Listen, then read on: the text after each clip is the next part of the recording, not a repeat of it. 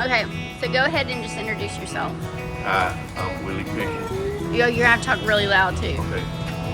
Hello, I'm Willie Pickens.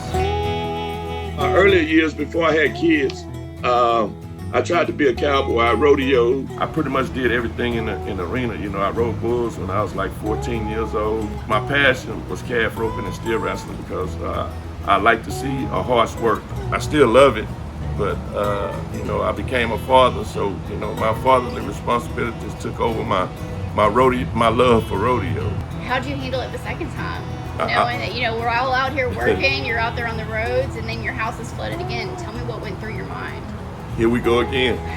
That's pretty much it. I knew my family was okay, so that's all that matters to me. I knew, you know, my wife and my 2 sons were okay. I guess hurricane's gonna come, hurricane's gonna go.